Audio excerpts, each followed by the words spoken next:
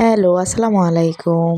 I hope আপনারা সবাই ভালো আছেন। আপনাদের দোয়ায় আমিও আলহামদুলিল্লাহ অনেক ভালো আছি। প্রতিদিনের মতো জনাস ফ্যামিলি থেকে নতুন আরও একটি ব্লগ নিয়ে হাজির হয়ে গেলাম। আমার আজকের রান্নাবান্না নিয়ে আপনাদের সাথে আমার আজকের ব্লগটা শেয়ার করব। প্রতিদিনের মতো ঘুম থেকে উঠে আগে বিছানাপাতি গুছিয়ে ঘর ঝাড়ু দিয়ে ফেললাম, তারপর চলে আসলাম রান্নার কাজে। আজকে রান্না করব টমেটোর চাটনি, মশারির ডাল আর টাকি মাছ চচ্চড়ি। আমাদের লক্ষ্মীপুরে টাকি মাছকে লাডি মাছ বলে। আপনাদের কোন জেলায় কি মাছ বলে কমেন্ট করে জানাবেন।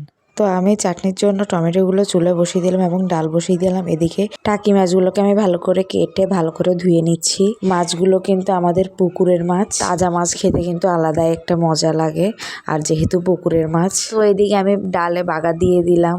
ডাল প্রায় হয়ে গিয়েছে। আর এদিকে দেখুন টমেটোর থেকে কিন্তু পানিটা বের হয়ে গিয়েছে। এখন পানিটা শুকনো পর্যন্ত অপেক্ষা করতে হবে।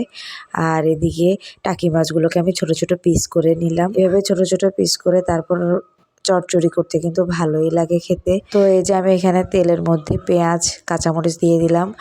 মাছের চচ্চড়ির মধ্যে কাঁচামরিচ দিলে কাঁচামরিচের যে ফ্লেভারটা পাওয়া যায় সেটা কিন্তু অনেক ভালো লাগে আমার কাছে। তাই আমি সবসময় চেষ্টা করি মাছের চচ্চড়ি করার সময় কাঁচামরিচ অ্যাড করার জন্য।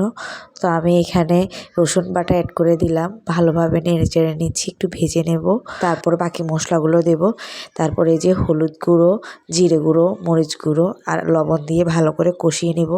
আমার কিন্তু কোনো তরকারি রান্না করতে হলে আগে আমি তেলের উপর ভালো করে কষিয়ে নিই, তারপর পানি দেই। তেলের উপর ভালো করে না কষালে আমার কিন্তু ওই তরকারি খেতে একদমই ভালো লাগে না। তাই আমি সবসময় যে কোনো তরকারি রান্না করার সময় আগে তেলের উপর এভাবে পেঁয়াজ আর মশলাগুলোকে ভালো করে একটু ভেজে নিই, তারপর পানি দিয়ে আর একটু কষিয়ে তারপর তরকারি দিয়ে দিই। তো এর বেলাও কোনো ব্যতিক্রম নয়। ভালো করে তেলের উপর ভেজে এই যে আমি পানি দিয়ে দিলাম। তারপরে এর মধ্যে আমি মাছগুলো দিয়ে দিব যখন একটু বলক চলে আসবে। আপনারা কারা কারা আমার মতো এভাবে রান্না করেন অবশ্যই কমেন্ট করে জানাবেন। আমার গত কিছু ভিডিওতে কিছু আপুরা আমাকে কমেন্ট করেছেন, আমার পাশে আছেন। আপনাদেরকে অনেক অনেক ধন্যবাদ আমার পাশে থাকার জন্য। এইভাবেই সবসময় আমার পাশে থাকবেন।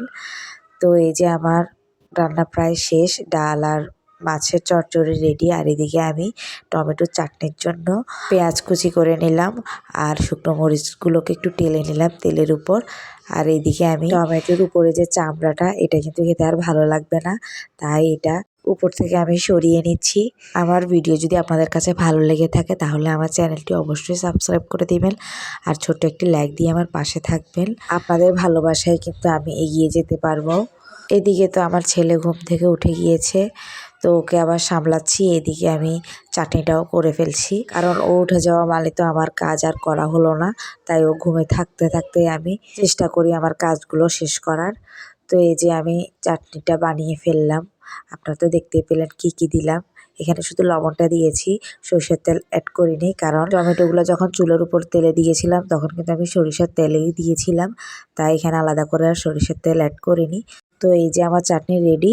তো এই ছিল আমার আজকে রান্নাবান্না। সবাই ভালো থাকবেন। আল্লাহ হাফেজ। আসসালামু আলাইকুম।